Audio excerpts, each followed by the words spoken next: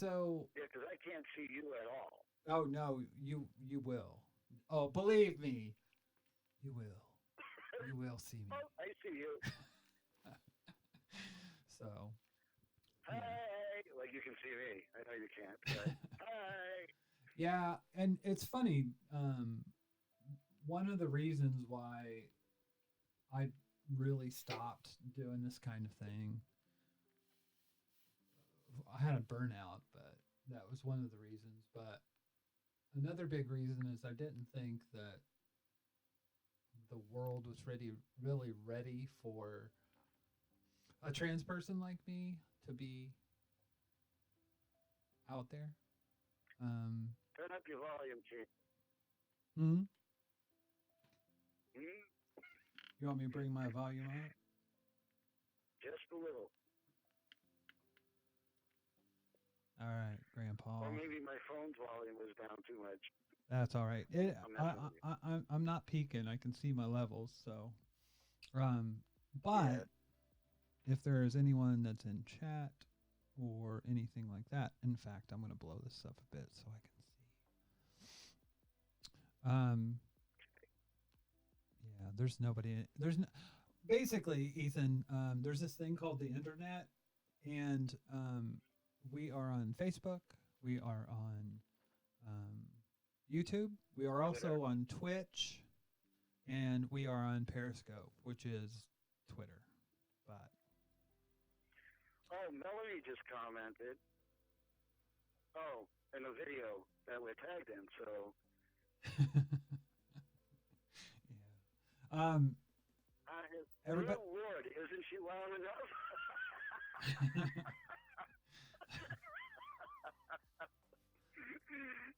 We're gonna call you loud face. No, honey, your voice is never loud enough. We need your voice, Well, especially in times like this. well, and So, yeah, but that's the thing. I mean, I literally because they were there. There were a bunch of people doing the oh, who was the guy that used to? hokey pokey. Who was the guy that headed the mass um, not mass equality, but Oh, the Massachusetts Transgender Political Coalition. yes. What was his name? Um, you mean Gunner or the one Gunner, that took over? Gunner. Right, Um, he moved to Seattle. yeah, he was gonna do this thing about I think it was like 2011 or 2012, but there was a bunch of people that were doing it, and it was a video thing. Trans And Voices. yeah, I think so.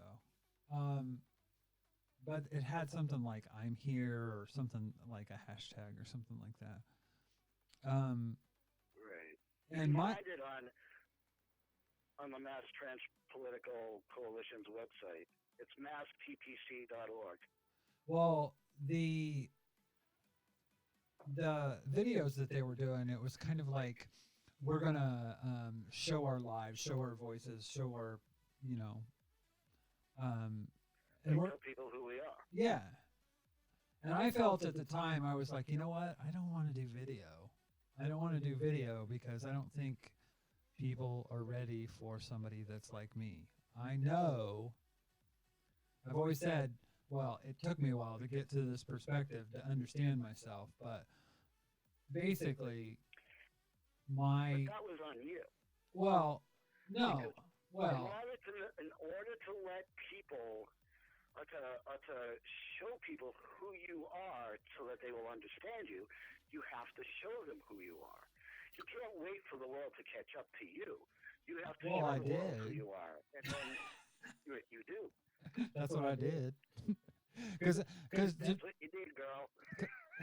because to be honest with you, like I just didn't feel like putting myself out there, and that would have been a really vulnerable thing to do, and it was something at the time I just felt after because for any of you people out there, um, you may know that I was the managing editor of transadvocate.com and I'm the founder. And then then Kristen Williams took it over in 2012. The reason she did that is because I was burned out. And the reason I did that. Yeah. Burning out is so easy to do in our community because there's so few people who are willing to actually put themselves out there and say, screw you, this is who we are, and we need our rights. Well, and it's hard when you're one of few people willing to do that.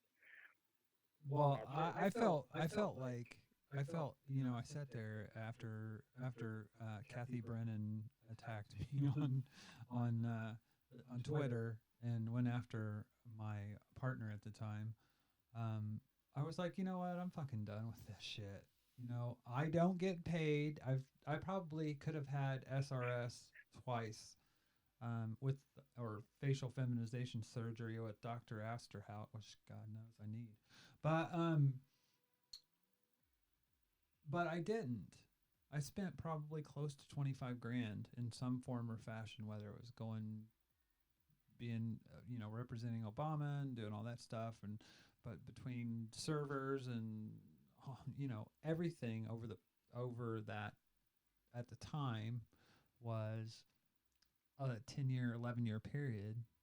I was just like, what do I have to show for it? I have a bunch of yahoos in Washington, D.C. that are doing whisper campaigns about me.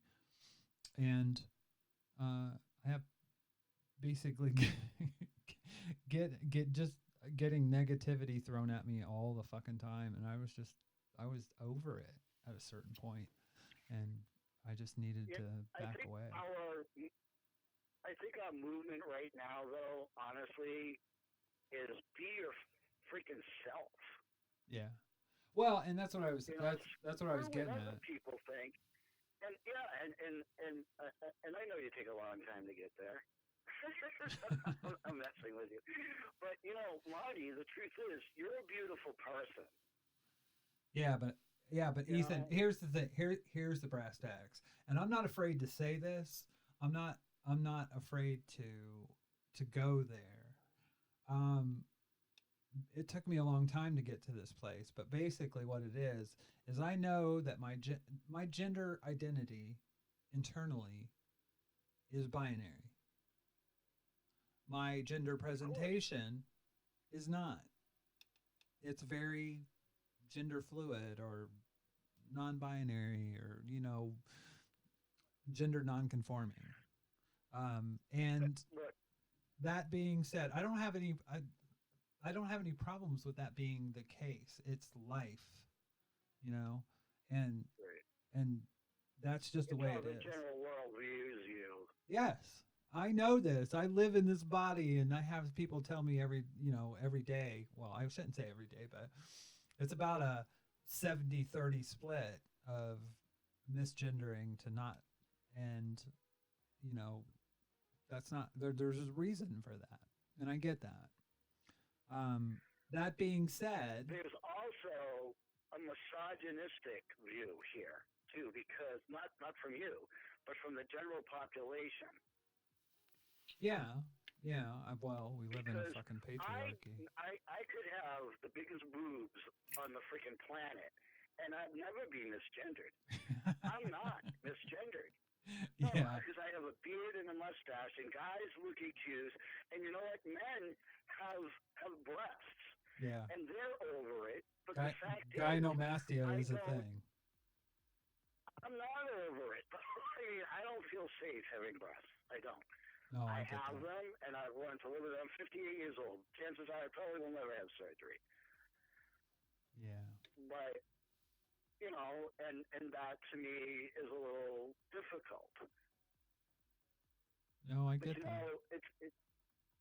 So there's definitely a giant misogynistic issue not within our community, but we'll get to that in a minute. That there is, but in the general population, so much that you get misgendered and I don't. Yeah. Well, and that's the thing. I live in this body. I live in this is my experience, and it's not something that I'm really ashamed of or afraid of anymore. Really, it's just it's one of the reasons, and this is something that when you get there are a lot of turfs out here where I live. I moved to the UK, and there are a lot of turfs around here, a lot, and this is affecting how kids that want to transition. Um, they're having an impact on their lives basically because they're trying to get their um, how they're treated from the medical community here. They're trying to get that changed, and like I know for me, if I would have had the choice growing up, if I could have not went through a male puberty, that would have had a major impact on my how my presentation is. It would have totally changed so much stuff from my voice to my structure, everything. So what pisses me off more than anything is basically the people that are the kids that are growing up now. If they go through this um, W path kind of uh, pathway for them, standards of care, then they won't have to go through what I went through. And that's what I want for them, because I don't want them to have to live. I mean, there's a certain, Ethan, there's a certain amount of, you were one of the people that told me that I needed to be realistic as far as, and you didn't say it in a mean way, but in fact we were talking about other people that weren't that way, but that I was realistic about my presentation so I could keep myself safe. Absolutely. You know, that I wasn't going in someplace thinking that I passed and getting assaulted or killed because of that, of me not knowing that. I would always tell people when they ask me, do you think I passed? And I would tell them whether it hurt them or not, because I wanted to keep them safe. Yeah, I think that's important. I think that's something as and it to me it's something that you should do if you're asked, but you shouldn't do. If you're not asked. Yeah. Excuse me. Oh, I don't. Excuse me. Yeah, you don't pass. I just wanted to let you know that. And, but the other thing is, though, like I've recognized trans people in places, like a store or wherever where I knew they were trans, and I so badly want to go up to them and say, "Hey, I'm trans too, and I want to support you. And you look really nervous or scared, and don't be. You look great." But how do you tell that to somebody when they think I passed today, and they might look at themselves in the mirror and think they look fantastic, or whatever, and then have me say something to them, which I would never do, by the way, but I feel so lonely sometimes. And when I see other trans people out there, I want them to know, look, I'm one of you. Hey, I love you, and you're doing great. I don't know how to do that. Do you know what I mean? I don't think I should do that. But to be honest with you, though, I think that's one of those things that you can do it by just wearing a fucking pin. It's I'm a trans man, love me. Well, that or just wearing the colors. Thanks to Monica Helms. Well, Helms. Yeah. I'm a baby wearing a diaper pin. No, I do have to. I don't like the colors, to be honest with you, but it's something that's already out there, and I support it.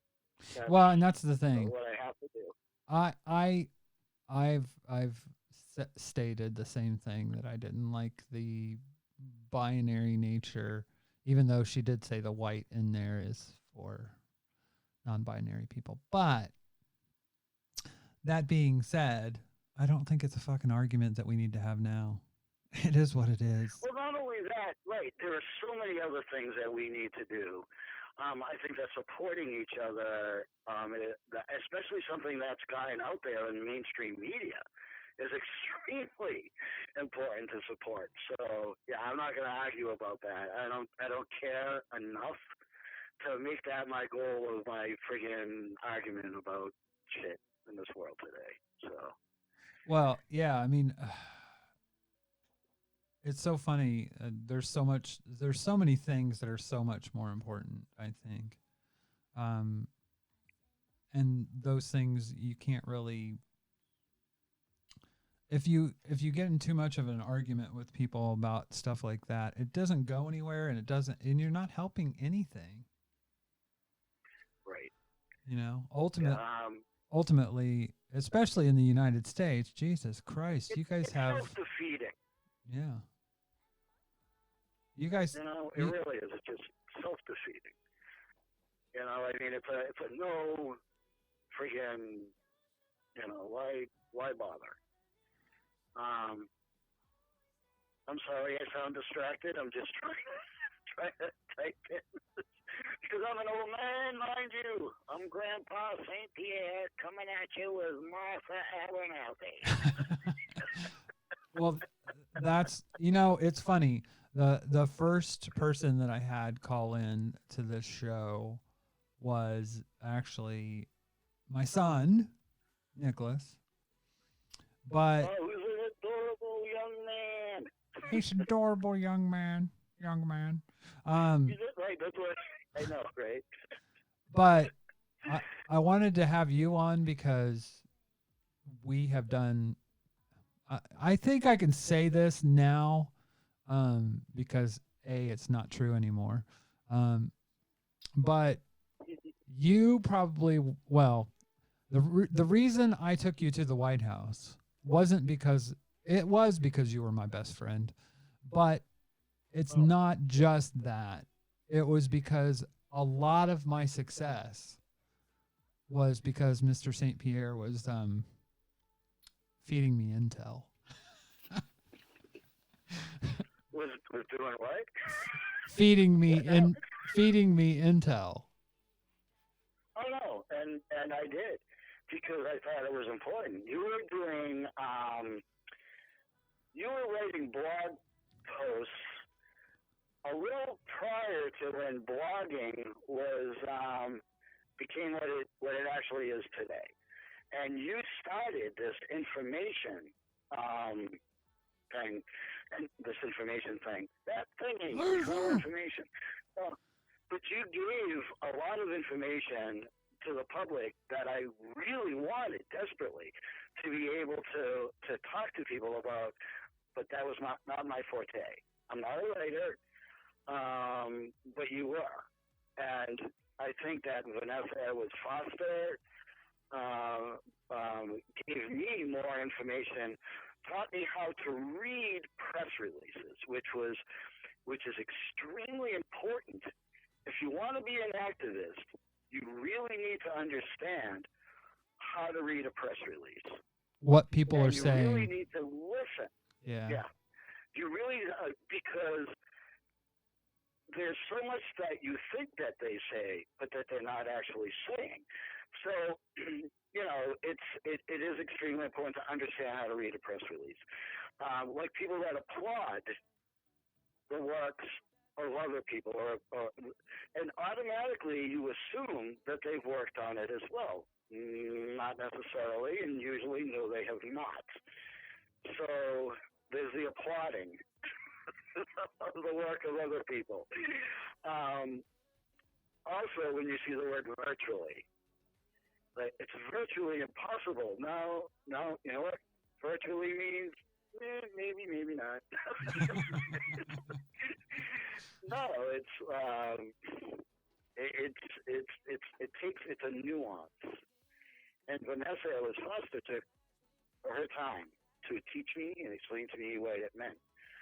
And I learned how to do that, and then I actually got into meetings with a lot of different people and understood exactly what they were saying.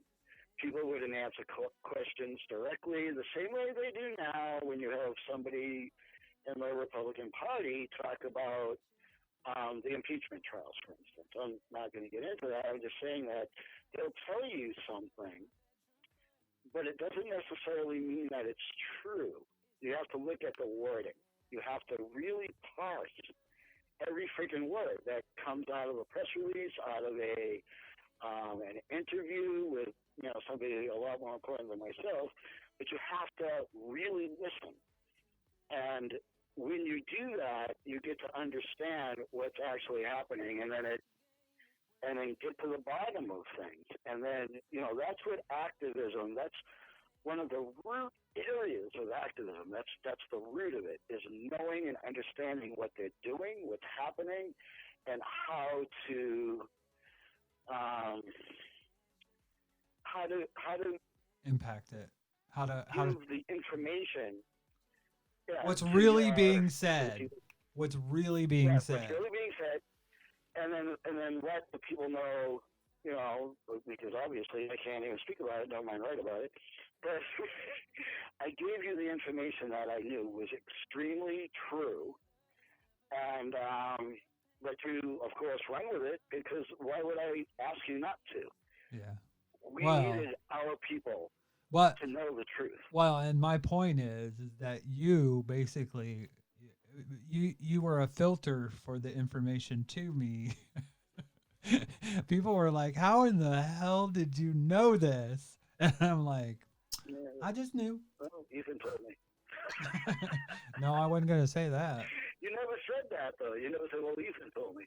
But well, I never got it from the horse's mouth. Well, it wasn't like I assumed and that's what they meant.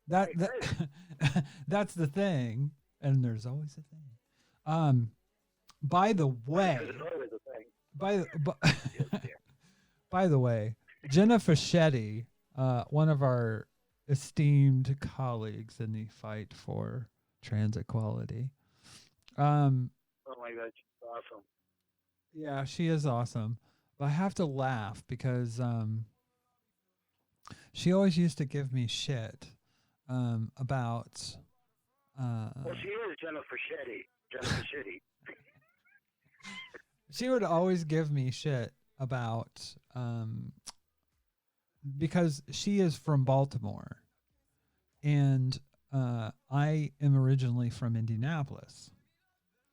And I don't know if you know, there was a football team called the Indianapolis Colts that used to be the Baltimore Colts. Yes. And yeah, they it's not a happy thing that people talk about. So people in Indianapolis tend to just shut up about it, and people in Baltimore just tend to not. If you want to get somebody pissed off, talk about the Colts leaving. And this happened in 1982. So it's a little better now that they have the Ravens, but it was kind of justice for her, I think, that that the Colts were so bad when they had a coach named Jim Mora. And this is I put this in my sound bed for when, because the trans community sometimes in activist circles can basically punch themselves in and the community in the face. I'll give you an example. Over here, there were some anarchists that were also trans that went to Poets. It's a corner over here, basically where. Have you ever seen Bill Maher's movie about religiosity? I think it's called, or Religulous. Have you seen that movie? I try to watch Bill Maher as little as possible. Well, in that movie, he goes to this corner in London, basically, where everybody that is like a preacher or whatever and goes to talk. He went there and talked about Scientology, I think. But So at this place, basically, there was a protest. And there ended up being turfs there, and then there was some fisticuffs that happened. But basically, the people that were putting on this anarchist bookstore threw the turfs out, and so they went over to Hyde Park, and the turfs had this protest, and these anarchist trans women went over to the protest and basically took the win of now the turfs were like taking pictures of their genitals and things like that, putting the camera down in towards their and doing shit like that. So there it was insightful. It was inciting on both sides.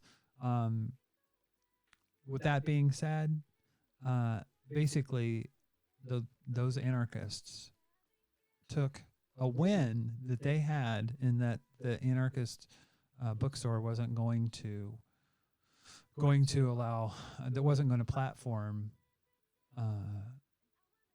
the turfs, and turned it into this big case that went into the papers where a trans woman was basically accused of, and she was convicted of not assault, but something along those lines. So this audio clip that I have in there for this. We just got our ass totally kicked. We couldn't do diddly poo. We sucked. That was a disgraceful performance, in my opinion. We threw that game. We gave it away by doing that. We gave them the friggin' game. In my opinion, that sucked. Holy crap. I don't know who the hell we think we are when we do something like that. Unbelievable. It was a horseshit performance. Horseshit. That's pitiful. I mean, it's absolutely pitiful to perform like that. Pitiful. It sucked. It stunk. I hate when that happens. But that is in honor of Jenna Fischetti, and anytime that the trans community fucks up and punches itself in the face, I'm gonna play that because that's important. One of the things, though, I have to say this. One of the things that I always find a little funny but very irritating is one of the arguments that I've been faced with, even in what was supposed to be a friendly environment or supportive environment for transgender people. I was on a talk show once, and it was hosted by a gay man and a lesbian, and I'm not going to say who it was because I don't think that's a good idea. Mainly because I don't remember what their names are. But the thing is that they said to me, this is on OQ, Sirius OQ. They actually said, how do you expect to talk about being a transgender person and have somebody not bring up your genitals? And I said, the same way that I expect when you say that you're a gay or lesbian person, that I don't ask you how you have sex. Exactly. Why is this so hard? And they actually filtered my question and hung up on me. Yeah. So, well, and to be honest with you, Ethan, I feel like in the UK that is the problem with the media here. That's why I want to do this. And there is a reason that I didn't make this a trans advocate or a UK trans advocate branded podcast, is because I want to talk about what I want to talk about. You know, this is the Tea Party. You want to talk about everything. There's a lot of things that are, you know, I love when people who are elitists and have rights whip down their noses at transgender people and think that we're too far to the left for them to include us in their fight for LGBT dash dash dash dash dash T people. Yeah. I just read an article today that was retweeted by Andrew Sullivan. And it was a gay man that wrote it, saying that we need to, talking about LGBT people divorcing themselves from transgender people. And not Andrew Sullivan didn't do this, he just retweeted it. Yeah. But he said that he was a leader in equality. And I'm like, how can you be a leader in equality when you're going, well, I want equality, but you don't get to have it? Well, that's not what equality means. Well, and it's funny too, because Ethan, guess where all that's coming from? It's coming from the UK. The Human Rights Campaign? No, unfortunately. Well, over here is so weird because it's like the people over here are very liberal and they're pretty amazing. But the media over here is basically all owned by right wingers like Rupert Murdoch. Rupert Murdoch owns, I believe, the Mirror and another paper that but the Daily Mail is the owner's right wing. I mean, they were fucking Nazis for hell's sake. Literally, you know the history of that. And I do, but I thought it was really funny that there's a resurgence of let's separate the transgender people from this movement, because now, this is what this gay man was saying, that now, they want everything to be included. That it's people that are questioning, or queer people, or people that don't necessarily identify as anybody, using them, they as pronouns, and he's saying that they don't belong in our community. So we're going to leave these people all up to the trans folks and just drop them, because now this is exactly what he said. And I'll send you the link to this, and I'm sorry I didn't before you started this test subject thing. But what he says is that it's gotten to be too much for the gay and lesbian and bisexual community to deal with. Well, you know why, Ethan? You know why? Because we are the buffer for their rights. Basically, they'll let our rights go, and they want to keep theirs. Oh, exactly. But not only that, he said now that we believe that, like, same-sex marriage is, or this is exactly what he said. Actually, he didn't say same-sex marriage. He said gay marriage.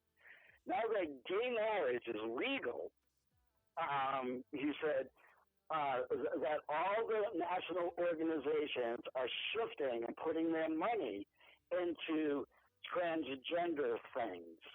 And I had to laugh at that. I'm like, wow, he lives in a different world than I do.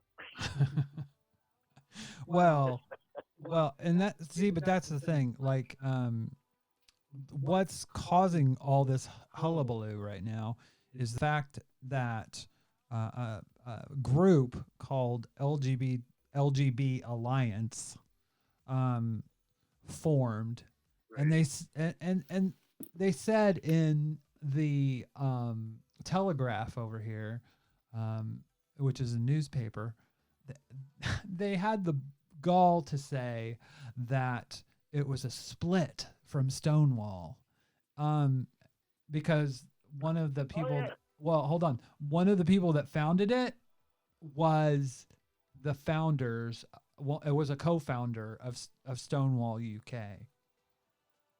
So, but he hasn't been a part of Stonewall for years. And guess what? Stonewall's trans-inclusive. And they used to be kind of like... Actually, Stonewall was started from a transgender person who... Yeah. Well, there's... the shoe. The funny thing is... the funny thing is about that is that you'll get people that'll argue that now, and they'll argue who was there and who wasn't there, and the bottom line is Stonewall, whether it be UK, there has always I don't care been, where it started in the world. yeah, I really don't. I don't give a shit where in the world it started. It just started. but And there it has helped always been, everybody. even back then, there were the acceptable queers and there were the faggots. There were the people that, Oh, people that passed the street. The yeah, people who passed the street. I lived through most of that time, Marty. I remember people that passed the street didn't want to be seen out in public with their queer partners, or they had quote unquote roommates. They never wanted to present, especially gay men, never wanted to present as being effeminate. And that's why I laugh a little when I see a blog post like that. And I'm like, you know what? You can dissolve yourself from the transgender community as soon as gay men stop referring to each other as girlfriend. well, and I'd be happy. I'd be happy to say, go for it. Remove yourself. As soon as you stop doing drag, as soon as you stop referring to yourselves as girlfriend, as soon as you stop calling each other she, because you're not helping yourself when you actually make these stupid arguments and still continue to do that. I see you reading, so I'm going to keep talking. well, Actually, actually, what I was bringing up was um, Wikipedia page, because I had forgotten what the name of the groups were, but there were basically two groups that kind of melded into what was called the Mattachine Society, and they were basically uh, gay men and lesbians that were right. the people. Well, here were the primary goals: unifying homosexuals isolated from their own kind, educating homosexuals and heterosexuals toward an ethical homosexual culture paralleling the cultures of the Negro, Mexican, and Jewish peoples, leading the more socially conscious homosexual to provide leadership to the whole mass of social variants, uh, assist gays who are victimized daily as a result of oppression, which is good. Those are all good things, but basically what it led to was these were essentially the people that were the um, straight acting um, queers that kind of despised people like Sylvia or other people that were at Stonewall, because the people that went to Stonewall were gender nonconforming, whether they be butch lesbians or Yes. because Everybody in the queer community, well, I shouldn't say that, but most people in the gay community are gender nonconforming. When you have somebody who's like a butch gay man who refuses to be part of his own community, then I take pause at whether or not he actually wants equality. And it's the same thing when, and I hardly ever see this in women, even though I know that we have TERFs out there that really hate trans people, and I have a big question about that existence. But, for the most part, the people that I see, well, including TERFs, we're all in this together when you see the way they present. Presenting your gender. Everybody presents a gender every single day. I had a friend tell me one time that they perceive me as being a gay man because I talk with my hands. And I'm like, no, I'm just Italian. But the fact of the matter is, everybody performs a gender. Ask Kate Bornstein. She talks about that in depth. your gender is what is perceived. And so when gay men do this to me, well, let me tell you, girlfriend. I'm like, yeah, no, is that supposed to be just gay, or is that gender nonconforming? So let me know, please, so I can act accordingly. Yeah. Well, I'm not sarcastic when I say that, especially when you talk about this guy's article. It's appalling, it's divisive, and frankly, I really don't give a shit what he has to say. Yeah, but what I'm getting at is there's always been two different segments of the gay community. By the way, Jenna Fischetti, I believe, is in the YouTube chat room. She says, yeah, that Jenner for shitty is a judgy AF.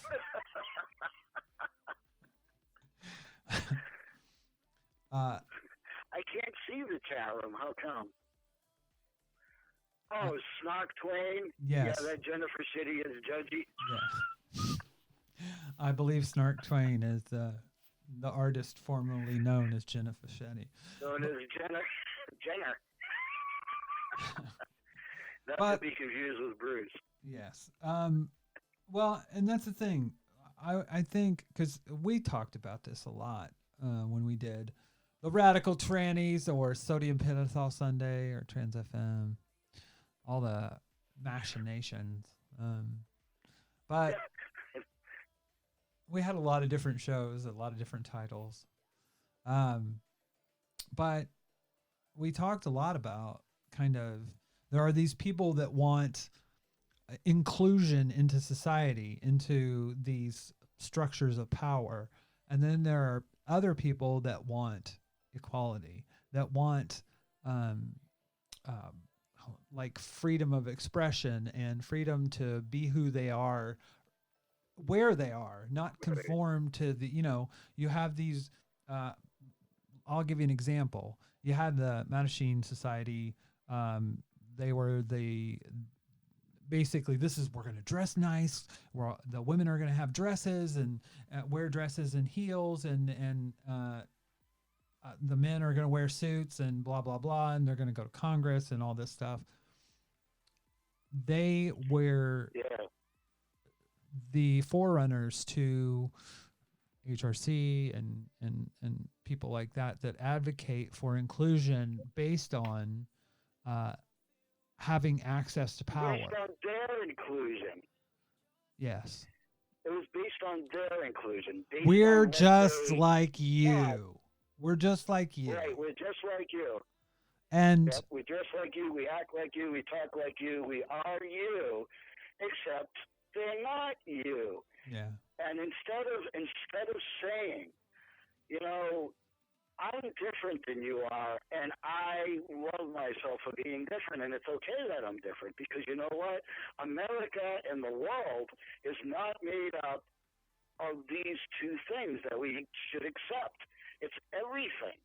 We're all human beings, and we all have so many different things to offer, and we're not the same as you. Well, and that's... we're the same as me. I agree.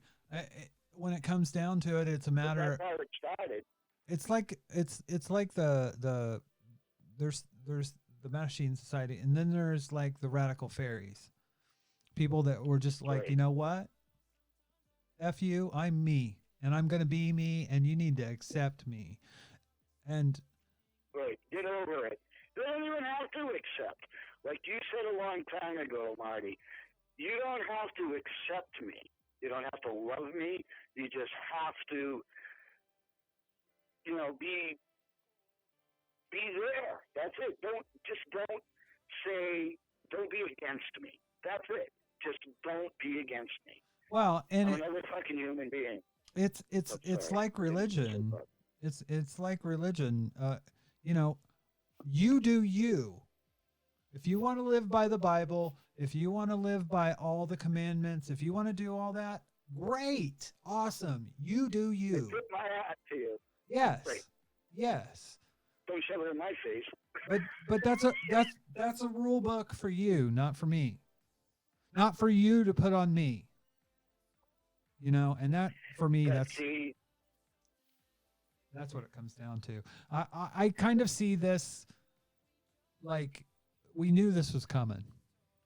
And, I do think there are a lot of people in the LGBT community that support us. In fact, I think it's more that do support us because, like you said, and I think there are a lot of people in the straight community that support us. There's I do too. Cisgender community, I think that support trans people. I think the majority, every time, especially over here, every time that you'll see get out the L, which means get out the lesbians. The lesbians want out of the LGBT movement. They'll have protests over here, and I'm not kidding you, Ethan. You look at the pictures from it. Tops 12, 16 people. They had a march. It's sad, though. They had a march over here in, I believe it was in London or in Glasgow, I believe. But they had like masses of people and they support us overwhelmingly. And that's something that inspires me. And in fact, the people in Ireland just recently passed abortion laws, making abortion legal in Ireland. And Nice. and it was great. Yeah. And the funny thing is that TERFs wanted to come in and kind of pound trans people during that movement. And they said, go fuck yourself. Get out of here. They basically rebuked them.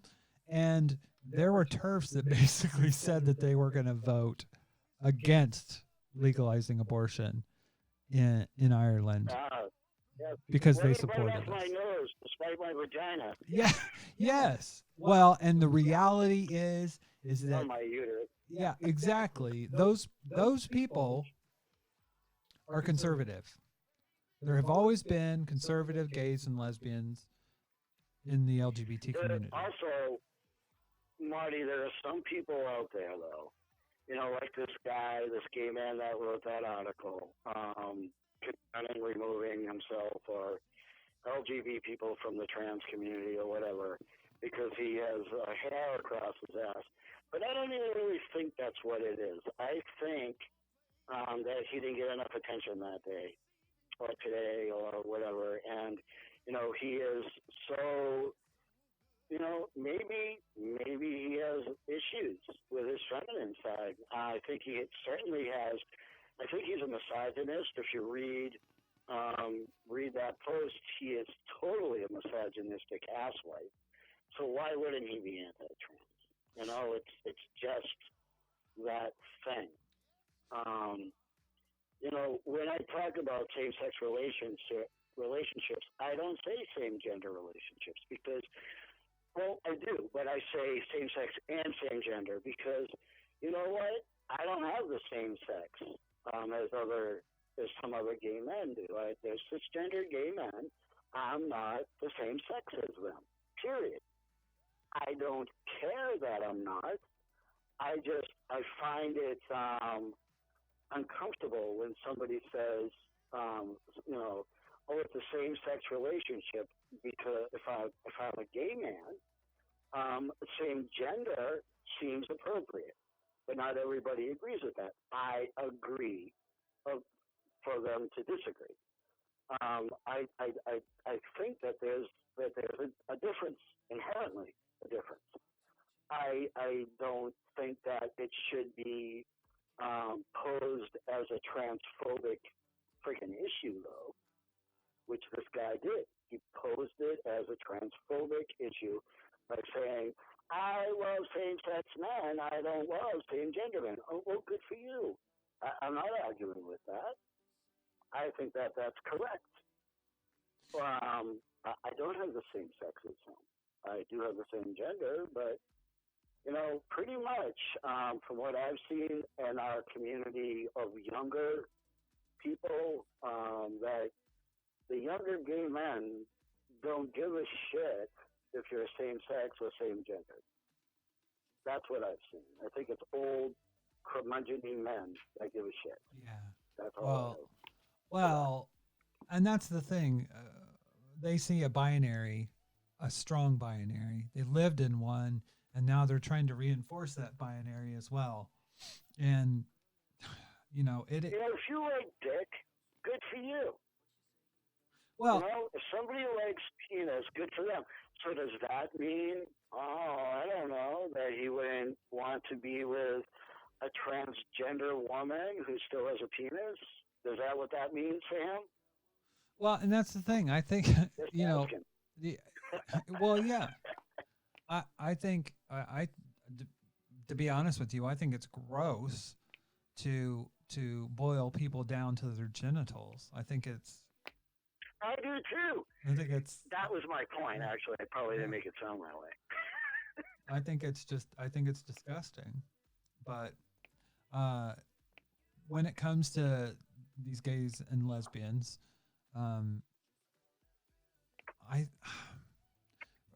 when gay men do it, I almost think it's anti-trans. Their own issue. Well, there's so much hostility. Most of the hostility that I had that was in my face was from gay men. They had penis pushed in your face? No, I know how to make that go away.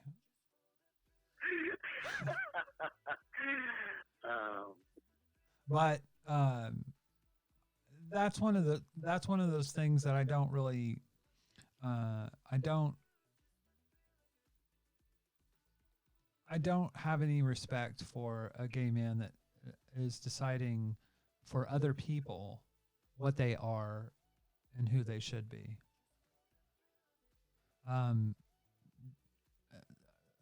It's a boomer mentality. I don't care how old they are. It's definitely a boomer mentality, because when it comes down to it, you're either, in their mind, you're either this or you're that. And oh my God, we're gonna look at your chromosomes, and as if they're doing they don't even know their own chromosomes, for fuck's sake. No, I'd love to do the test on do a chromosomal test on what the hell is his name there? Not Donald Trump, but actually the Senate Majority Leader. What the hell is his name? McConnell. Mitch McConnell. Well. Yeah, I'd love to do a chromosomal test on him because, it would scare me though if it came back that he's a woman. It would scare me if it came back that he was a human. I was gonna say that. Oh my God, you actually read my mind. Yeah, I don't see that. I really don't. I hate to say it, and it's got nothing to do with what we used to talk about, but he absolutely looks like a turtle. Yeah. Fuck you, Ethan. No. Any long-term listeners will know it. Inside joke. But I wasn't actually commenting on that. I'm serious. He looks like a turtle. Yes. But you know, probably not a snapper.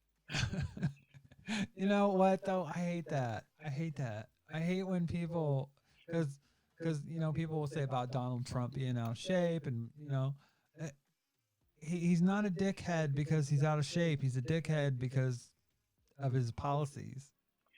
Oh no, there's enough about him that you can freaking throw out there. That has nothing to do with what he looks like or making fun of his name or anything like that. And he's a rapist. Oh yeah, he's a rapist. He's a What is he up to now? Like 40 women? 40 women have come out and said that he's 40 women. Exactly, 40 women. And he's the president of the United States. Yeah, no, I really have a hard time regarding him as that, even though I know that's the office he holds. Yeah, but really I don't see him as that. I don't want to be, honestly, Ethan, I don't want to be those people. that during Obama, he's not my president. Uh, you know, you know, he- uh, Who's your pick? huh? Who's your pick for who would you like to see become president in 2020? Not who you think is going to win, Okay. but So, who would you like to see? okay. So here's the thing, Ethan. It's interesting that hashtag interesting. That you Because there's always a thing. that you brought that up. Um, my experience in politics in DC and in Indiana and Wisconsin. Um, I Oh, I didn't say who you thought. no, I no, no, hold said on. who do you want Well, to that's get diff the that who do you that think is going to be? that is difficult because as far as policies go, I love Bernie Sanders. I like his policies, and he is very Oh, he's progressive. changed his tactics, by the way, when it comes to getting out there. He's changed his tactics since he ran the last time. I've gotten calls, actually. Yeah, but let me ask you this. Hold on a minute, Ethan. Hold on. Yes. I just wait a second. Wait a second. I know I'm still coming over the air, but I can't hear you because one of my Oh, one of my pieces of equipment just pooped out. So I'm gonna fix it real quick. It ran out of juice. do you want me to sing? I can't hear you anymore either. It should come back on now. Oh, dear Lord. There we go. I see Sorry your about mouth that. moving. Sorry about that. Oh, there we are. I can hear you. I can hear your mouth moving. I have in-ear monitors, and Okay. they're run on this little thing here. Um, it's actually genius. It's for guitar. I've always Actually, thought of you as that. it's very phallic, very phallic. I'm not gonna put that your in hair there. looks fine. Stop doing that. Um, Are you gonna put that in your ear? yeah, exactly. Um, so as far as like policy wise, I like Bernie Sanders, but can you tell me who the LGBT trans surrogate is for Bernie Sanders?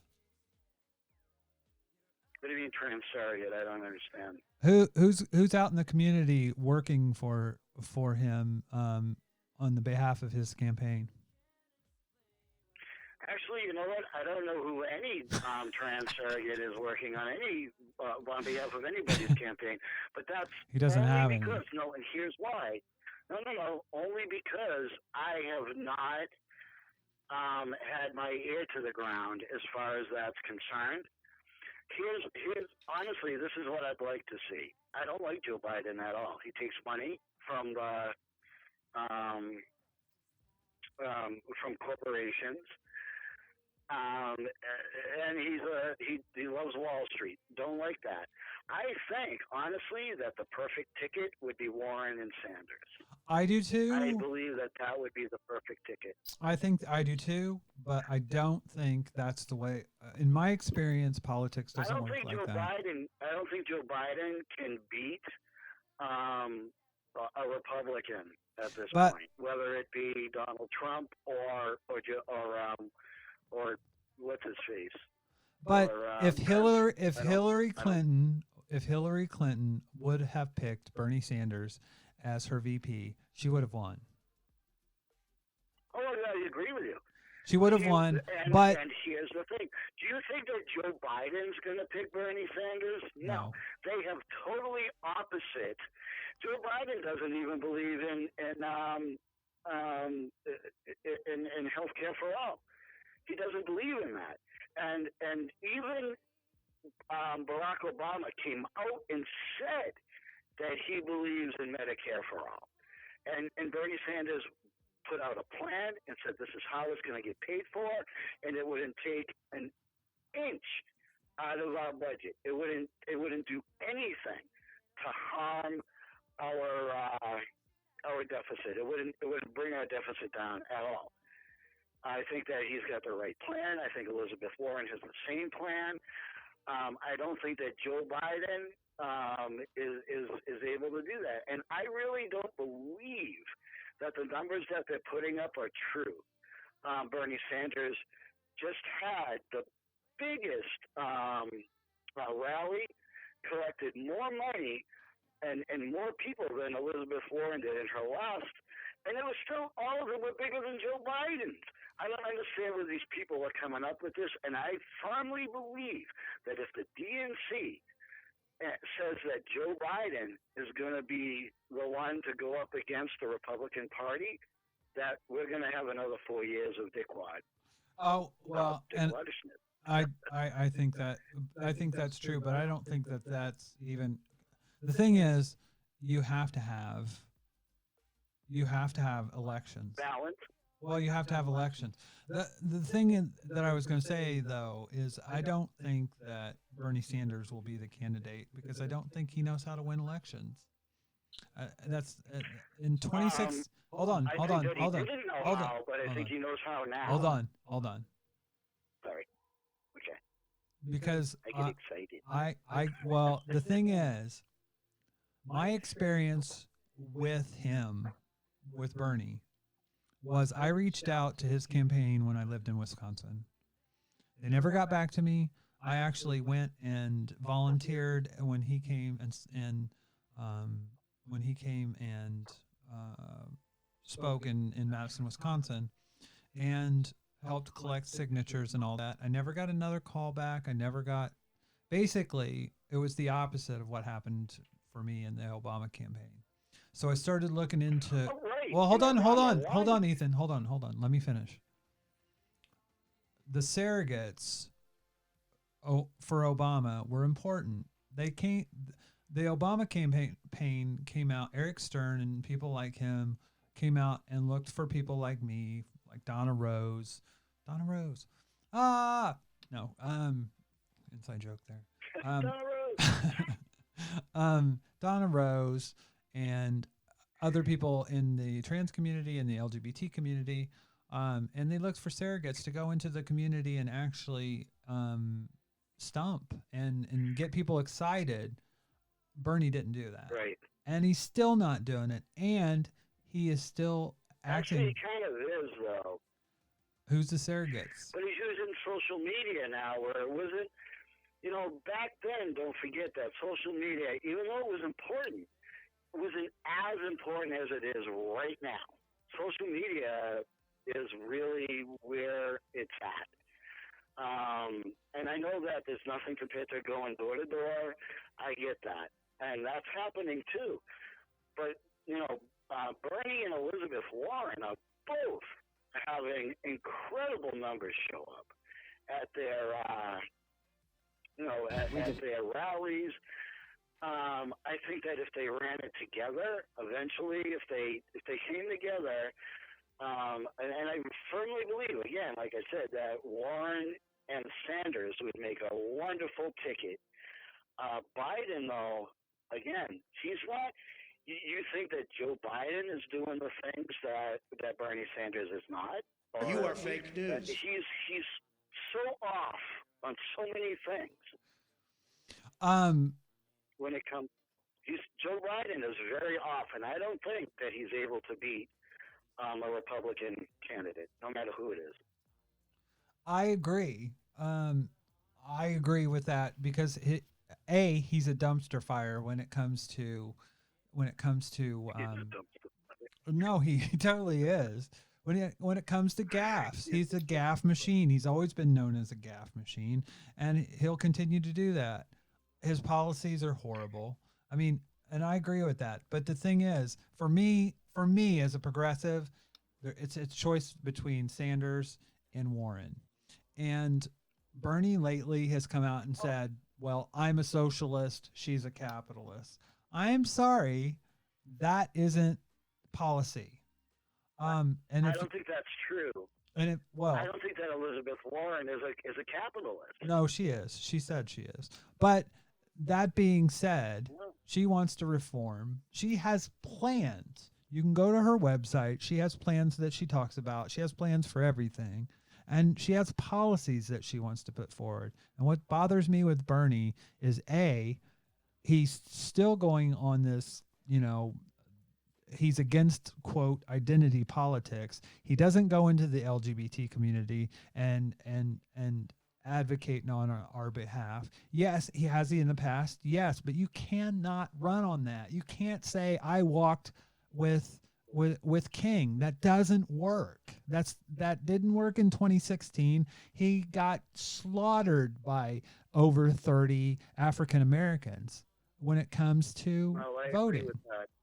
And I do. I agree with you that. have to go into those minority communities, into the trans community, into the LGBT large community. You have to go into Latinx and the black community, and you have to inspire people, and you have to have surrogates. He's not doing that. As far as I know, if there's anybody out there that knows of surrogates that are on the behalf that are representing officially the campaign, I'd love to know. But I don't think that's happening. And that's why I don't think that he's going to, Bernie, especially in 2016, you had a choice of either Bernie or really Hillary.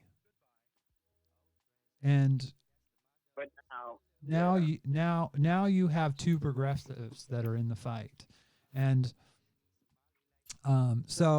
and I'll be honest with you, Ethan, I'm probably going to vote Warren. I'm probably going to vote Warren because I live in the UK, but I have a mail-in vote.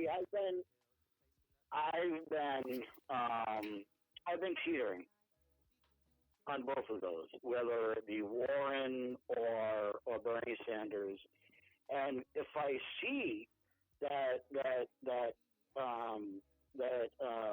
Elizabeth Warren is in front of him in the polls, I will absolutely vote for Elizabeth Warren. I don't see myself voting for Joe Biden at all. I think that he's a bullshit candidate that the DNC is going to end up trying to shove down our throats. Yeah, I think so. If the first 3 or 4 primaries go his way, I think but I don't think that's going to happen. And I don't think so either. I think it's so stupid of the Trump campaign to go after Biden right now. They should have, they're trying to damage Biden right now, and now's not the time. They should be, if they were wise, they would go after Biden. Well, if they were smart, they would go after Biden in next April. April, May. But here's the thing, though, Marty. I pledged this that I wouldn't speak ill of any of the candidates, but I will speak ill of the DNC because I think that they're going to try to shove a candidate down our throats that we don't want. Well, they've already said that they can basically elect anybody that they want. They can make backroom deals. They said that in court. They said that in court. Then what? They said that in court. They said that. So, I'm not going to. Sometimes I feel like do you know what a Cassandra is? I'm not comfortable. Do you know what? With the Democratic National Committee telling me who the candidate. Oh, I agree. For the Democratic. I think it should be up to the people. I think they just should put them all 3 on the ballot, and we should get to decide. I don't think the DNC should get to push anybody in our freaking faces. I think that's wrong, and I think that's led to the loss of a Democratic vote so many times. I agree. And Ethan, this is what I wrote. I wrote a piece on my blog when was this? Jesus, it was back. It was back in about 20. Well, it was. I think it was in December of 2016. I said the implication is that if not for Sanders supporters, Hillary Clinton would be POTUS, not Trump. It wasn't Bernie Sanders supporters that sunk the Clinton campaign. It wasn't the fault of the DNC who tipped the scales during the primary for Clinton. It wasn't Debbie Wasserman Schultz's rigging of the primary for Clinton. It wasn't the lack of an anti-racist candidate with a day one plan for racial justice. It wasn't the DNC memos that suggested on how to ignore Black Lives Matter activists. It wasn't Donna Brazil's leaking of debate questions to the Clinton campaign during the primaries. It wasn't Bernie Bros. It wasn't Never Hillary voters. It wasn't third-party voters. It wasn't Sanders' racist dog whistle of going beyond identity politics in an attempt to sway racist white voters. It wasn't the DNC lawyers that admitting that they would be well within their rights to rig the primaries and select their own candidates. It wasn't Russian hacking. It wasn't Clinton supporters putting out the myth of a violent Sanders supporter. It wasn't Republican voter suppression. It wasn't a corrupt superdelegate system, an archaic electoral college system. It wasn't 53% of white women voting for Trump or Clinton underperforming with Latinos or African Americans. It was all of them. It was a group effort. It was a team effort. And all those things combined for a loss in 2016. And, I hate to go back on that. Marty, it also led, all of those things and all of that conflict also led to a huge margin of Americans not voting at all. Yeah, I believe that's true. Not voting at all. Yeah, because they were just so disgusted. Yeah. They were so disgusted with not wanting Donald Trump and not wanting Hillary Clinton, so they just didn't vote. Well, and that's the thing. They just didn't vote. I think it was as high as, if I'm not mistaken, I read somewhere, and 45% of Americans didn't vote. Well, and 45%. And because they weren't inspired. Of course, it may not be true. They weren't inspired to vote. And because you know why? You know what? I swallowed Hillary Clinton being the Democratic president. I did. I just swallowed it. I didn't think she could win, and I thought it sucked, but I voted for her. Yeah. As did a lot. I live in a Democratic state, but I fucking hated Donald Trump so much that I voted for Hillary Clinton. Now, I think she's a fine human being, but you know what? People were already sick of Clintons. Didn't need another one. And I hate to say it, but she was judged by what her husband did. That, again, shows the misogyny, misogynistic values of the people in this country. They would have rather had somebody who was so fucking horrible than a woman. That was a rapist. Become president. A rapist? Yeah, it was a rapist. We should go, huh? And we've been connected now for a couple of hours. But you know what, Ethan? You know what? You know what that all is, don't you? You are fake news. I am fake news. Oh, did you know that somebody from the UK? Did you see that? Had they actually took the word fake news and they copyrighted it, and they made it so that Donald Trump can't use it again. No, you didn't know that? He'll just incite I saw other it people. Today. Yeah, he'll just incite. I other love people. the idea. Yeah, well, yeah, I like the idea. You can use it. I'm sure they're going to get mad at you. I think that they just hate Donald Trump so much that they're like, no, you can't use fake news. We copyrighted it, and it's not yours to use. Yeah, That's nice. I love that.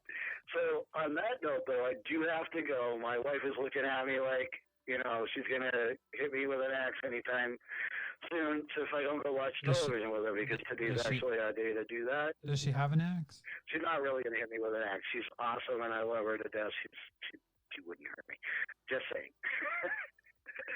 So that is officially. You are fake news. We're all fake news, my friend. No, I don't believe that for a second. Well, Obviously, Ethan. Yes, dear. I was going to say, well, Ethan, thank you for coming on and being my guest to help me kind of test out things. I'm probably going to go back and listen to this now and cry. No. You're awesome, Marty, and I can send you a list of folks and their phone numbers who I think would be great guests on your show. But one of them that I would love to hear is Christine Burns in the UK. Yeah, I'd love another to one I'd love to hear is I know Christine. I mean, I've had her on, and I know that she would do that. She has a book out. Yep. She's promoting that book, and I think that she would be very happy to do that for you. I'm just saying, of course, now that I said it on the air, she'll probably go, Ethan, the fucking wrong with you. No, I'm just kidding. No, well, I always said that a lot. I know. I said, Ethan, what do you think you're doing? What is wrong with you? Well, I have a long list, from people telling me what was wrong with me. So, there you go. And now you have it. Well, thank you anyway, for helping I love me. you. I love you too. And I love you. Thank you for helping me with this. We are going to go now. I will talk to you soon, my friend. I hope so. Be a good girl. I will. Take care. Enjoy your night. All right. Bye. Thank you. You're welcome. Bye-bye. Bye. Oh, I got to make sure this music doesn't... I was playing music before. Got to make sure it doesn't play on my phone. So there you go. That was Ethan St Pierre, one of my old broadcasting friends. One of my very best friends. Always will be to the day I die. The person I took to the White House. But yeah, there's in the coming year, and next year in 2009, is when I plan on launching this correct. Right now, we're just trying to get everything. Tonight, I have some. Actually, I'll show you. I have a few transitions. Jenna said, and when you say old, you mean old. Yeah. Well, considering that I did the Tea Party in 2002 from near Washington, D.C., Oxon Hill, Maryland. 2002, 2003. Things have changed, but tonight I actually got some things up, like over here, right here. You see the chat. We've got other things like that. All this up here. And we're going to be adding those elements in. I'm getting a custom one made and everything. So there'll be ways for people to donate. And actually, so that's something, if you want to go to Patreon, if you go to our YouTube channel, actually, you'll find links there to the Patreon, but it's just patreon.com/Marti Abernathey. And, that's how you spell it right there. MartiAbernathey. That's a long name. But there are elements that actually I'll transition. Here we go. Bam. and then bam, back. Yeah, so I'm putting things together, seeing how things work. I'm just trying to punch this all together and make sure that everything works in a way that, and it's funny because this is my office. This is a green screen actually, and I'll have myself basically in the corner, actually right about there.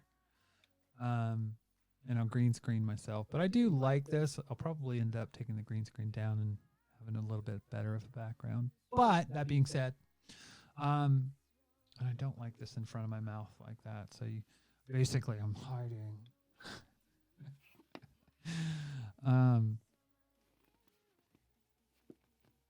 Yes, Ethan, thanks for the compliment. Yeah, I've only had 18 years to do my makeup. But we're going to put elements of this together. I've already got music, as you can hear.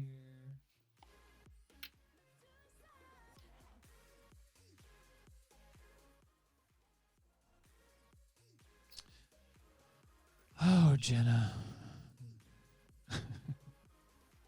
Jenna in the chat room says, I love the length of her hair. She looks younger. I can't see the rest of it than I am, because I'm old.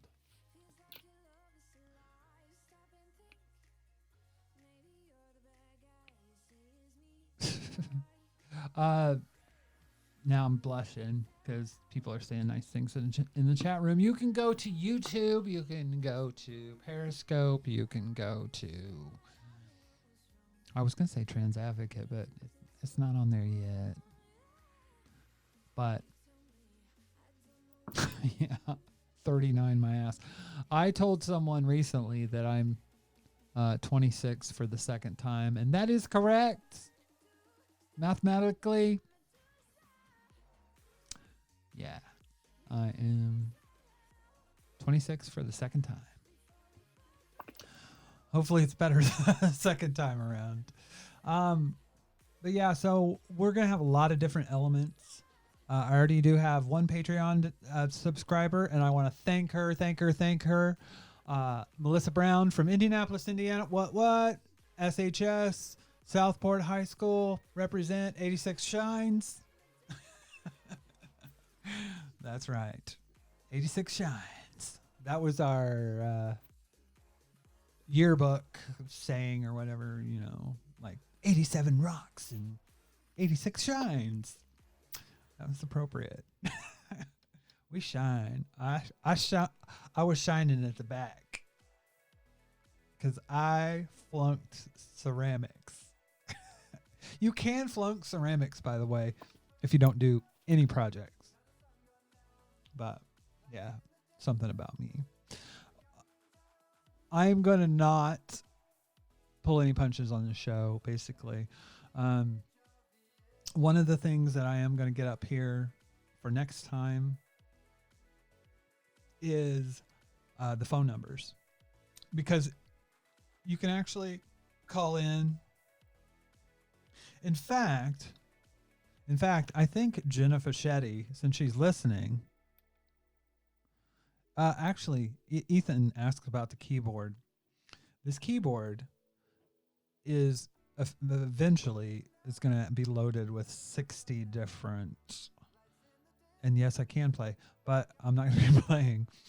It's going to be used for switching scenes and playing sound effects. So basically, when I do something like this, or actually this, when I switch between scenes, like here's another one, I'll be able to do it with just one click of a button rather than, and not have to be in OBS. I can just reach over here and change it. So What I was gonna say was actually, Jenna.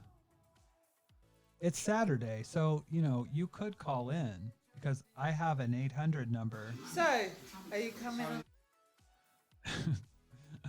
Never open a Snapchat, by the way, when you're doing a show. And there was a reason why I was doing this, because I want to give the 800 number. And I don't want to open up because there is an 800 number. I don't care how long the stream is. Ethan had to go. He's like, I'm done. But Jenna, you should call. You should call now.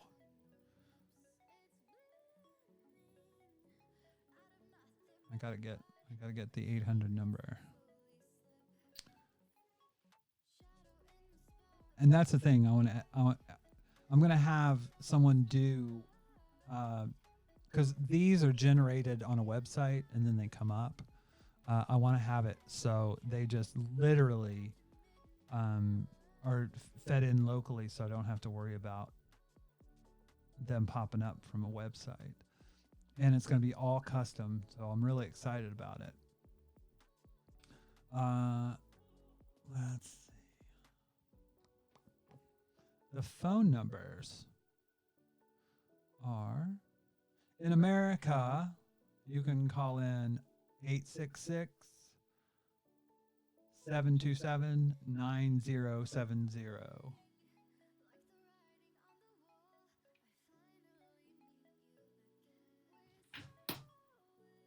So Jenna, if you do want to call, you can. It would actually be a pretty good test. Actually, I just put that on record, so. Jenna, call 1-866-72. Oh, there she is. Is this Jenna Fischetti? Hold on. We gotta put this on the roadcaster. Are you there? I'm here. Lovely. Hey, Jenna. So the call works. You're on line 1. Great. How are you? What do you think of all this? Amazing. Just watching the chat feed and the other link on the screen. I don't do Facebook app, so I can't watch it through there. So I'm just watching it on YouTube. Are you not on Facebook anymore? Well, I don't do the app. Like, I think to watch videos or live stream on Facebook, you have to download the Facebook app. I don't use that, and I don't use Facebook Messenger. It's funny. That's kind of paranoia, but that I like because I don't either. Yeah, and I haven't gotten a proper VPN, which I think I really should do. But yeah. Well, so I am very interested in kind of seeing what the hell are you doing these days? And did you hear my tribute to you? I did. Playoffs? Talking playoffs? That just sucked. We sucked. That had to be sweet for the people of Baltimore when Jim Mora just totally failed. And the thing is, I'm not one of those idiots that worried about the Colts leaving. Like, I could fucking care less. I was an Oakland Raider fan at the time growing up. My parents were Colts fans. So, in fact, I was at that double overtime game on Christmas Eve, 1977, in Memorial Stadium in Baltimore, and all my brothers were Colts fans, and I was hanging out with friends who were Raiders fans, watching the Raiders beat the fucking Colts. So, yeah, beat the Colts. So, it's like, yeah. So, yeah, I just always, I never antagonized you with that, but I always thought it was. No, well, because it wouldn't really, I don't think it would really work, for me at least. Because I'd be right there with you on it, but. So, I started grad school this semester. 4. public administration. Nice. Very nice. I want to run the EPA. Figured if any other clown or asshat can do it now, then maybe I could too. Well, I don't think it's going to exist by the time we get a Democratic president. No, I know. Yeah, it's probably the only program out there that I think for me it was from a standpoint of both cost and location, need, and flexibility. My undergraduate is government and public policy with a business management minor. So whether I go public sector, private sector, nonprofit sector, an MPA really kind of comes. So are you going to start working at Kohl's again? You know I am. Yep. So here's what's going on. So I had a thyroid issue a while back, and I got up to like 208, and I just I couldn't carry that weight in any way that felt good for me. Mm-hmm. So I had my doctor, advise a couple of things like doing that, fracture weight every day, just so you can keep on that. And then from that, I started looking at developing strategies, and ultimately a low calorie type diet was what I was working with, and it got a few pounds here and there, and like an initial weight loss thing, but it didn't really move the needle. And then I started going low carb and low carb keto, and then low carb keto and fasting, and I'm down to 168. Nice. And I feel fucking great. Yeah, that's awesome. I thought you were going to tell me your doctor said your thyroid was fucked. Yeah, and that was the other thing. The TSH levels were kind of elevated to the high end of the normal range, and they've had some levothyroxine, whatever it was they used for that. But the last time I had it checked, they had fallen back into the middle of the pack as far as the normal range. So they had moved sufficiently, and I don't know whether it was the metabolism changing or others, or could have been Old age. Do you think it was old age? Well, that would have explained the other side of that, the old age with the slowing, because I had that hypothyroid. Those old age jokes aren't as the thing is, funny when you're old. It's funny because you can use them against me, I can use them against Ethan, but Ethan can't use them against you. True. Well, he doesn't. Yeah. Because he's nice that way. Well, of course he wouldn't, because he's a respectable human being. And I'm So not. he wouldn't do that. That's why I'm doing this show. That would explain it. Yeah. Well, and it's funny because back in the day, I thought about doing a comedy show, because at the time I was doing a podcast I would have Rebecca Ney from, at the time she was doing a podcast called Tranny Rick. And by the way, we can use those words, and you can't if you're not trans. I'm sorry? Yeah. If you're not trans, you can't use the T word. Oh, sure. Right. Yeah. Sure. Yeah. But it's okay because I'm trans. Which word is that? Thyroid? Yes, RuPaul. You can. Tranny. RuPaul cannot use the thyroid word. Tranny. Yes. You can't use the thyroid word. Yeah. But I decided, I could either do politics or I could do a comedy show, but I didn't think it was possible to do both. And this isn't really going to be that kind of show, but it's going to have some comedic elements to it, just like you are fake news, that kind of thing. But okay. So kind of like one of your FM morning shows. Yeah. Or the FM drive home show kind of a thing. Well, I think there is a place. There'll be a level of entertainment. Right? I think there is a place for this kind of thing, because no one that I've seen is mixing kind of like a live call in, like taking calls. There are a few people that are doing it. Sam Cedar's doing it, but I mean, even the really big Rush podcasters. Limbaugh. Rush Limbaugh. He's not doing it on Twitch or YouTube, is he? No, I'm teasing. Rush Bowl. Right. I would. It would be smart if he did, but I think he would probably get kicked off all those mediums. Is he still on AM radio in America? I have no idea. Yeah, I don't. I'd have to ask my mother, but she's hanging out by the lake of fire right now.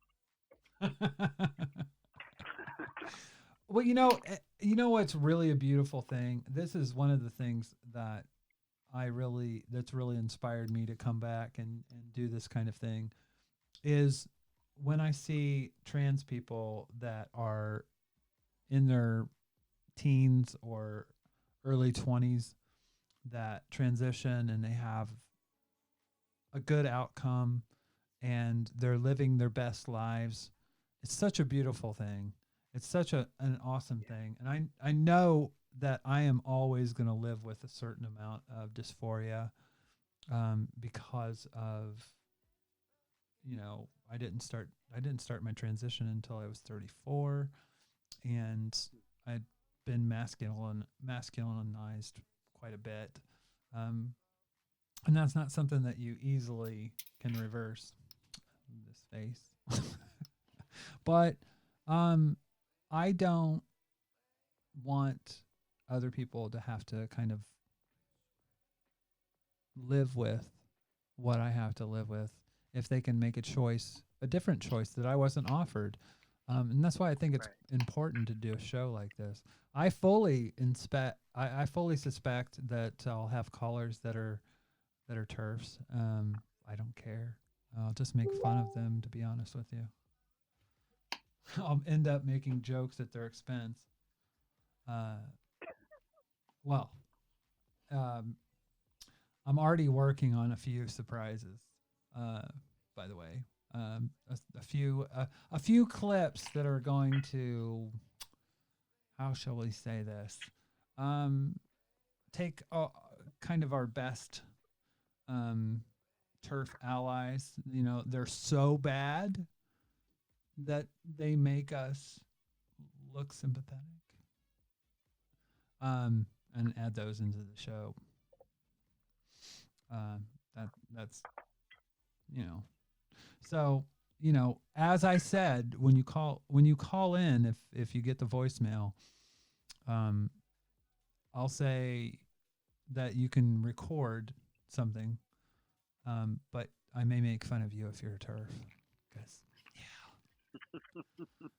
But I look forward to having dialogue with people and talking about those kind of issues, because the good thing about if you run the air or you run the program at about 5 o'clock to 4 to 5 o'clock Eastern time, if I called in, I wouldn't fall asleep on you. I think, let me see. So 8 a.m. That would be about 2 o'clock in the afternoon here. So I should probably call in. Yeah. Well, I'm up at 4:30 a.m. every day, Missy. Yeah, I'm Jenna, usually in bed by 10:30 at night. Jenna's referring to the fact that she used to fall asleep to me talking to her on the phone. Well, you would whisper sweet nothings in my ear and just make me melt and fall asleep. That's what it was. Well, I have been told that I should do that. What is it? ASMR? Because people do tend to like my voice. The only thing about that is, to me, when I hear it as not masculine, but when I go back and listen to it, I'm like, oh God, is that how I really sound? And then, so there's some dysphoria going on there, but whatever. But I'll own it. Yeah. But So, what are you going to do with this degree once you get once you grow up? Once I grow up. Do you plan? So I'm working in a state agency as of right now, and I don't think. I mean, I want to do work at a state level. I don't want to do local work. I don't want to do national work. Yeah. In the sense that I love Baltimore City, and like one of the things about school and some other like things that I've done on a spiritual level about self improvement and things Mm-hmm. is I start to recognize exactly what some of my handicaps are, but then what are my strengths, and and whether you go to the Myers Briggs or whatever it would be, I started to realize that there's a lot of things about who I am and how I can play to certain strengths. And not a lot of people have, not a lot of people kind of really take good time or maybe default to a strategic vision about things and look for the flow of processes, look for problems, look for historical evidence of problems and figure out solutions, whatever. And like I started to recognize that I do that a lot, even in the most simplistic things. Like, so I can go into like where I work and manage a grant, look at it, and recognize there's a huge document request process, and we've got this thing all messed up, and we got to do this, and just do this, and then put little monitors in or guardrails so that we can test to see whether something's like running astray or find a lost sheep, if you will, like a lost application. Mm-hmm. The little things like that, I recognize that, wow, okay, I have an interest in that. I have a desire for that. So there's a kind of a fixer role that I've been fulfilling a lot of doing, and also filling a role with the policy implementation of a new tax credit program that we have, and helping set up the entire process that we use for administering it so that we adhere to regulations and what have you. Those are the things I like.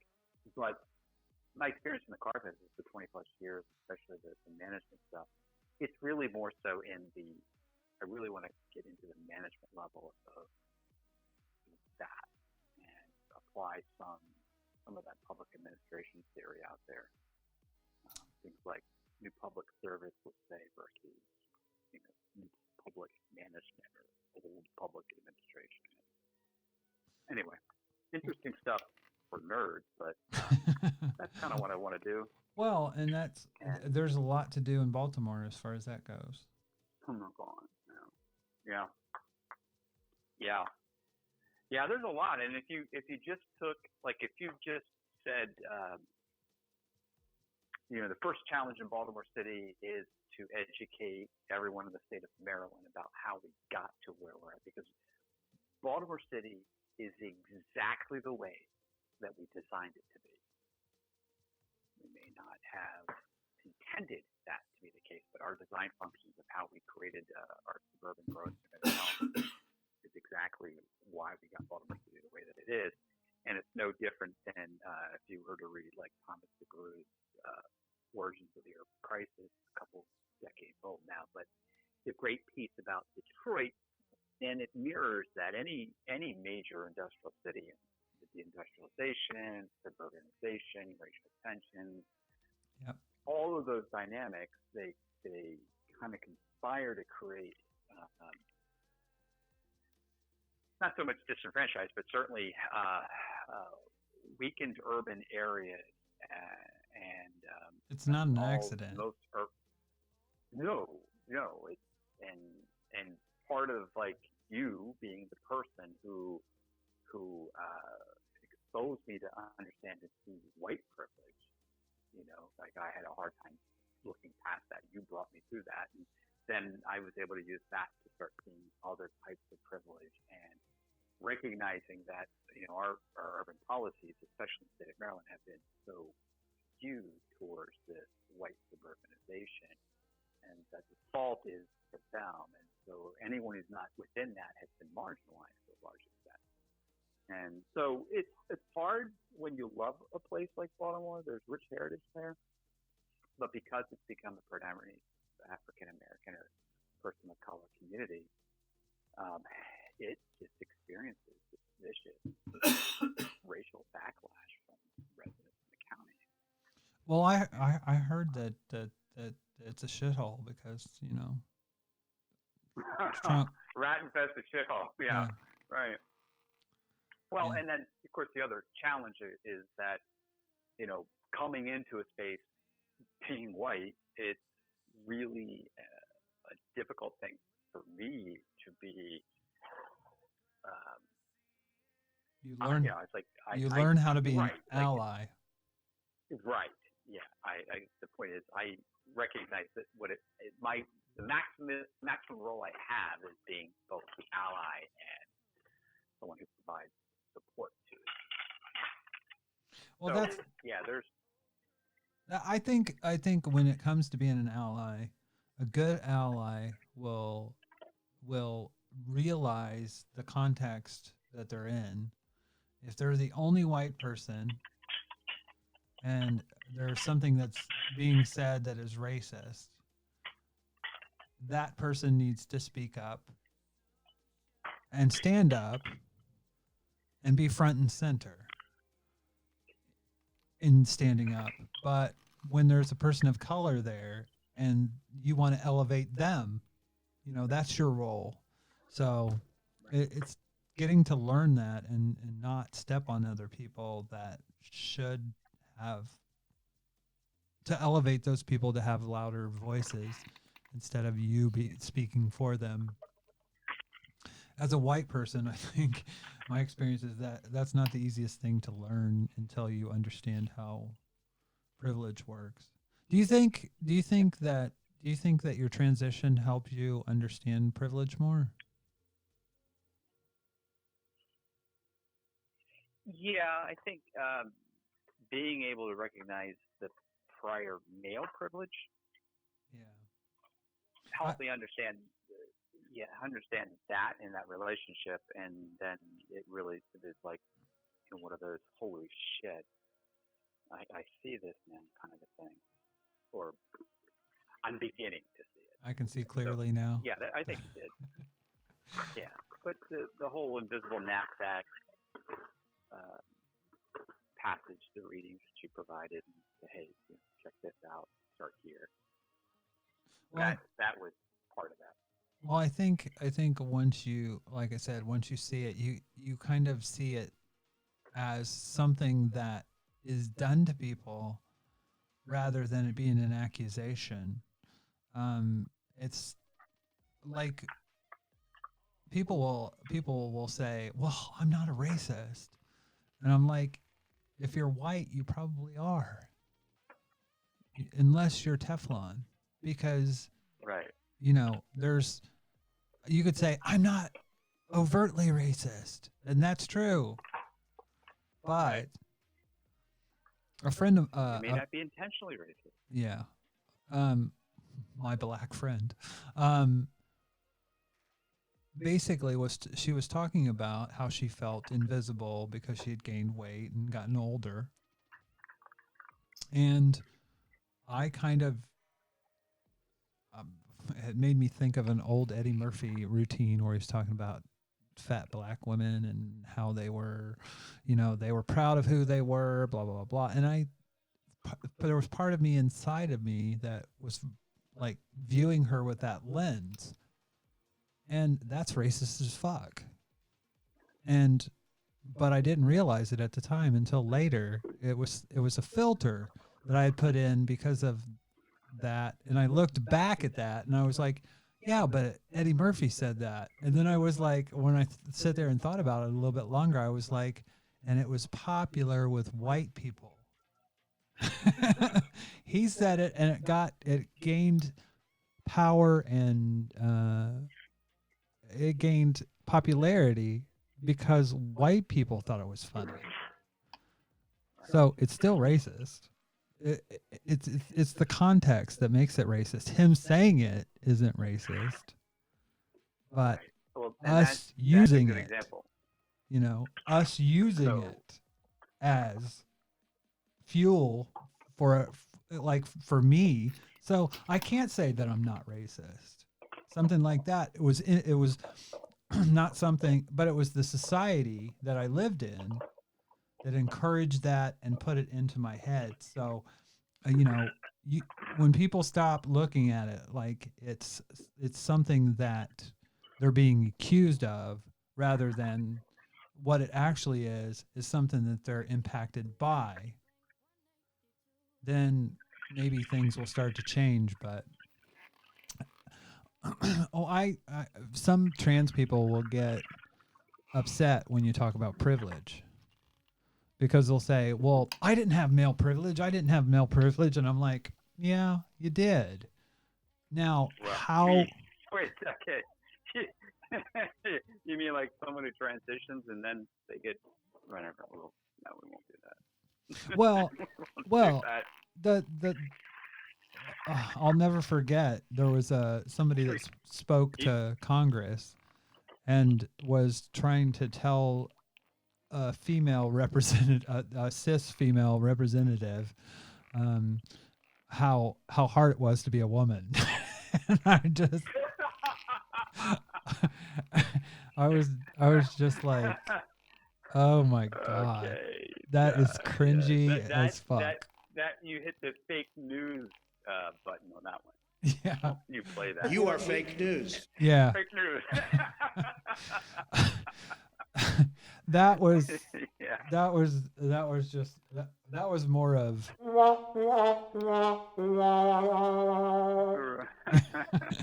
but I was that was one of those Jim Mora moments.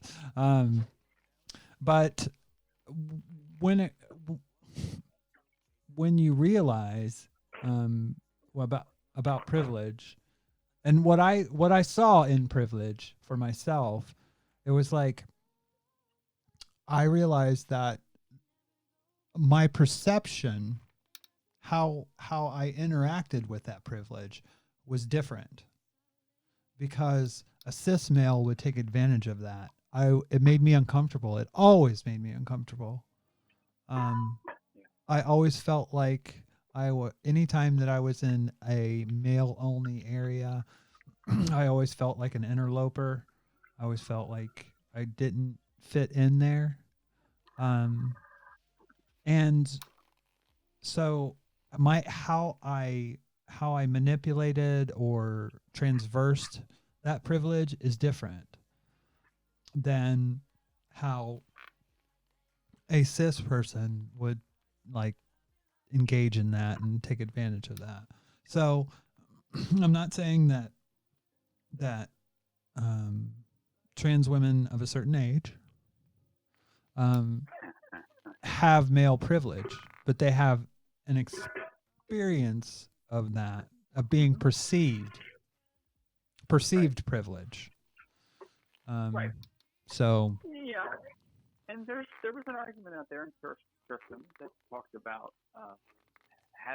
not having the lived experience of being perceived as a woman your entire life was a signifier, but certainly a criteria to be considered or accepted or whatever as a female or a woman.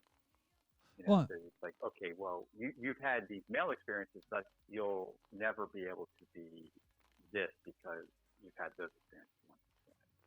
Well, and you would have had this experience your entire life, which. Well, and you have this checklist. You have this checklist. You haven't had periods. You haven't done this. You haven't done that, and it's like, Right. But what if a cis female, a cis woman has these, can't have periods, or and then you start. That's when you start drawing these lines. What about that 10-year-old cis female who's not having a period at that time? Yeah. Well, and that's just it.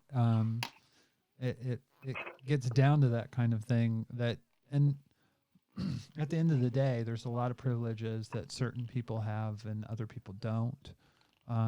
Within subsets of women, So I think it's good to talk about privilege, but it's also good to understand it's not an accusation. It's a discussion to have about inequality that's based on those oppressions and those privileges.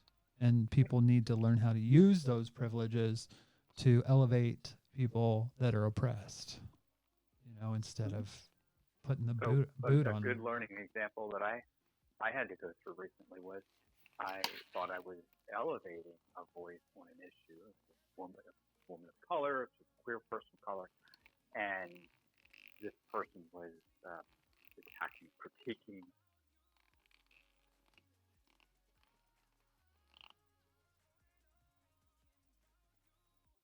You still with us, Jenna? And just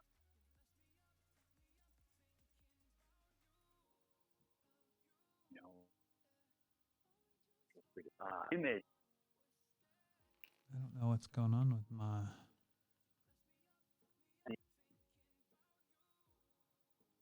I know what's going on with the caller. Caller, line 1. Right. So I learned that was an. So it's one thing to say you're amplifying it, but if I'm sharing it like that, even if I'm bringing someone else's voice forward, an element of it electronically, those words are coming out of my mouth and saying, look, I can say this because they said that. That's just as bad to me, I guess. And looking at that, I see it in a different way than I did the moment I posted it. So, I took the graphic, edited out the word, blurred it over, whatever, blocked it completely, and such, and just kind of brought that other image back forward. But it was just the same thing in the sense that, the way we say, you and I could say, they can't use the T word, RuPaul can't use the T word. In fact, that sounds like a blog post or something, or at least a blog title. RuPaul can't use the T word. Yeah.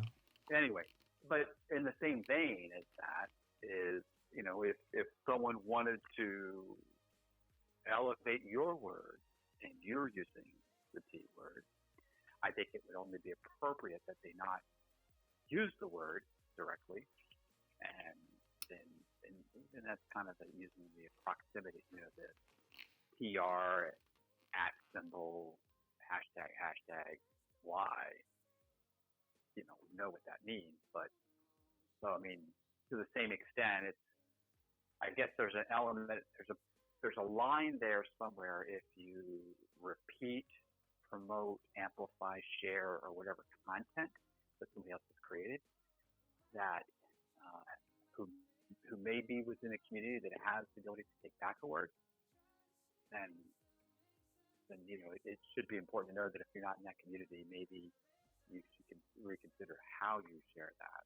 Well, and that's, but I mean, even the biggest one I think is the N word, and a lot of musicians, a lot of musicians in the rap and R&B community use it, and they can, because it's their context that matters. They're coming from a context of love and community and connectiveness. Whereas when a white person says it, they're doing it from a place of privilege and of anger and of hatred. And it's a totally different context.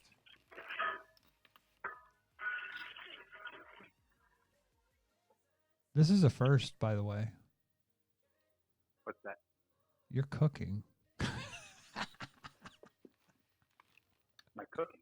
Are you cooking? Is that what you're doing? I'm hearing pots and pans. No. I cooked earlier. Oh, okay. I was Saturday afternoons. I'll usually meal prep for the week, and I'll do laundry if I have to get at it or not, and then do some reading for school. I was just rinsing some dishes off today. I do cook though. I'm a goddamn good cook. Yeah, I've seen some of your food. Or excuse me, as Walter White would say, you're goddamn right. So, okay, I have some questions. I plan on this. I'm gonna have. Well, I actually do. You're calling in on it. I have an 800 number for the UK and for the US. What so far, then, because you've watched, what do you like? What do you want to see? What do you think works and not? I shouldn't say not because there hasn't been enough content, but so far, No. what do you think? What are your impressions? Well, there's still the technical issues with the volumes moderating in and out. Volume. And Okay. yeah, the volume with Ethan on the call. Like, so I was watching some other video. I saw that something like in my subscription, or whatever the alert said that you were about to broadcast. So I switched it over, and so the volume was set to what was a normal level, a reasonable level within my room. And then when your show came on, you were very, very faint. And then I could hear Ethan in there. He was very faint.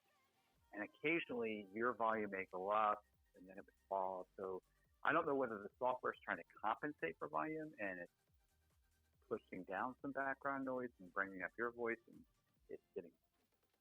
Yeah, I'll have to listen so there's back. a little technical issue. Yeah, I'll have so to listen. Technical stuff. Well, and that's why I'm doing these shows. I'm kind of I plan on launching this officially in January at the beginning of the year. So I'm trying to get all this stuff down. I think because during a bit when you were talking about your situation, I think my phone software kind of bugged out, and then you came right back. but yeah, that's the internet. But I definitely the biggest thing for me is I want to have feedback from people, kind of have what they want to see, what works, what doesn't work. I definitely think that I would ask you: is it your intent to come in there with a broadcast plan, agenda? You have a session, segments, and then so you're going to spend so many minutes in a segment doing something. So what I'm going to do, and then you're going to move on. Yeah, what I'm going to do. The plan is to come in with music playing in the background. I'll have, in fact, I can put it up on, basically have a screen that says, the show's going to come on in 10 minutes. Something like this. And then when the show starts, I'm going to have a segment, which is basically going to be This Week in Terps. Kind of a rundown of the stupid shit that they've done during the week and how bad it is and why it's bad. That'll probably be about 5 minutes, 10 minutes tops, because I know from listening to other shows that stuff can kind of wear on people, and I don't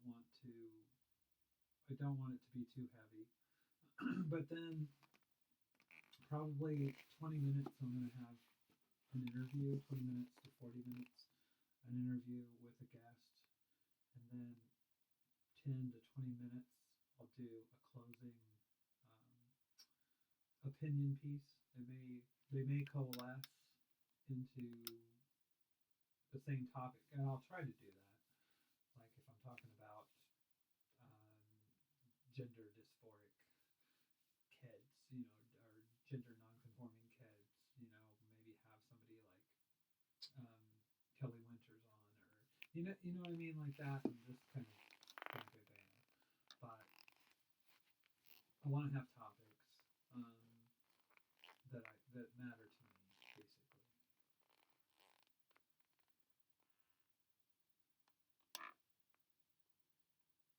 Does that make sense? I think it says poor connection, so I think Jim's probably gone,